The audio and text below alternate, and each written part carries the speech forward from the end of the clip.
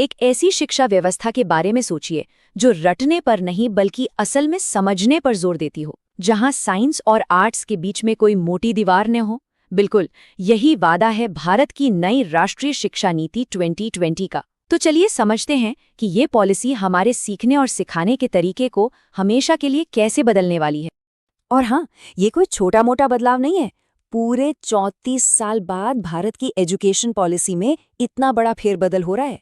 आखिरी बार ये 1986 में हुआ था। जरा सोचिए, 34 साल में दुनिया कहाँ से कहाँ पहुंच गई है। इंटरनेट, स्मार्टफोन, एआई, ये सब हमारी जिंदगी का हिस्सा बन चुके हैं। तो ये नई पॉलिसी इसी बदलती दुनिया का जवाब है। तो सवाल उठता है कि आखिर इस बड़े बदलाव की जरूरत पड़ी ही क्यों?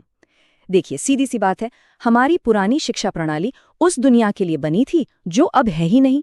आज के इस डिजिटल दुनिया में कामयाब होने के लिए सिर्फ किताबी ज्ञान काफी नहीं है। अब जरूरत है क्रिएटिविटी, प्रॉब्लम सॉल्विंग और क्रिटिकल थिंकिंग जैसे स्किल्स की। और ये नई पॉलिसी बस इसी जरूरत को पूरा करने की एक कोशिश है। वैसे ये जो इतना बड़ा बदलाव है, ये रातों रात नहीं हुआ। इसके पीछे बहुत गहरी सोच और मेहनत है। भारत के जाने माने अंतरिक्ष वैज्ञानिक और इसरो के पूर्व अध्यक्ष डॉक्टर के कस्तूरीरंगन की लीडरशिप में एक कमिटी बनी थी।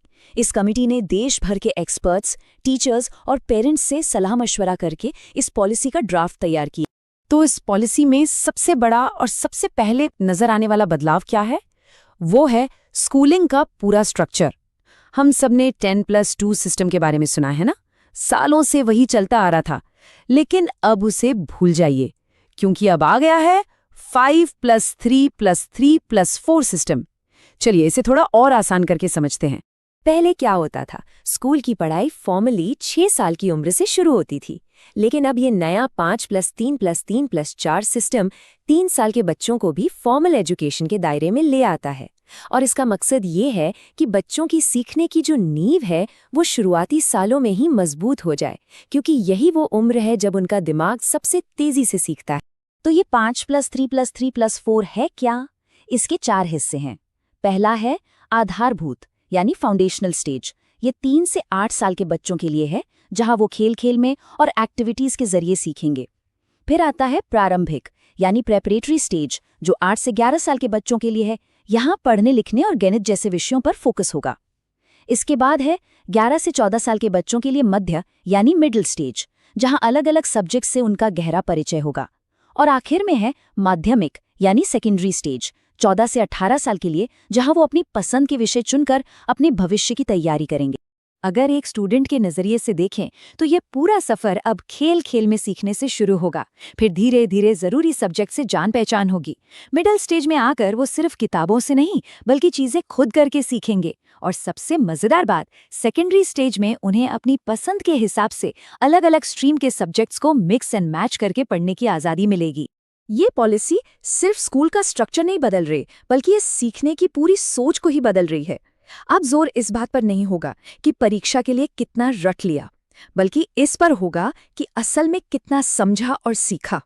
और यही इस पॉलिसी का सबसे बड़ा वादा है, रटने की जो हमारी पुरानी आदत है उसे खत्म करना। मतलब अब लक्ष्य ये है कि स्टूडेंट्स चीज़ों को सिर्फ याद न करें, बल्कि उन्हें इतनी गहराई से समझें कि उस ज्ञान का इस्तेमाल असल जिंदगी की प्रॉब्लम्स को सुलझाने में कर सकें। अच्छा, तो ये होगा कैसे? पहली बात, एक्सपीरियंशियल लर्निंग पर जोर होगा। मतलब बच्चे अब प्रोजेक्ट्स और एक्टिविटीज के जरिए सीखेंगे, सिर्फ थ्योरी पढ़कर नहीं। दूसरी बात, आर्ट्स और स्पोर्ट्स अब सिर्फ एक्स्ट्रा एक्टिविटीज नहीं होंगे, बल्कि पढ़ाई का अहम हिस्सा बनेंगे। और सबसे बड़ी बात, साइंस, कॉमर्स और आर्ट्स के बीच की जो दीवारें थीं वो हटाई जाएंगी। अब कोई छात्र फिजिक्स के साथ म्यूजिक भी पढ़ सकता है। अब एक बहुत बड़ा और जरूरी सवाल जो हर किसी के मन में है कि पढ़ाई होगी किस भाषा में। चलिए देखते हैं कि पॉलिसी इस बारे में क्या कहती है। देखिए, पॉलिसी में ये साफ कहा गया है कि कम से कम क्लास 5 तक और अगर मुमकिन हो तो क्लास 8 तक पढ़ाई बच्चे की मातृभाषा या लोकल भाषा में होनी चाहिए। और ये कोई हवाई बात नहीं है। दुनिया भर की रिसर्च यही बताती है कि बच्चे अपनी भाषा में सबसे जल्दी और सबसे अच्छी तरह सीखते हैं। और हाँ, ये भी साफ कर दिया गया है कि किसी भी स्टूडेंट पर कोई भी भाषा थोपी नहीं जाएगी। जाहिर है, इतने बड़े बदलावों को जमीन पर उतारने की सबसे बड़ी जिम्मेदारी टीचर्स की ही होगी। तो इस पॉलिसी में उनके लिए और टेक्नोलॉजी के इस्तेमाल के लिए क्या खास है? अब टीचर का रोल सिर्फ लेक्चर देने वाले का नहीं होगा।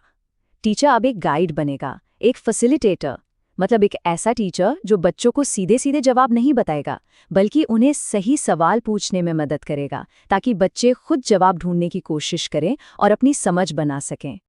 और इस नई भूमिका के लिए टीचर्स को तैयार भी किया जाएगा।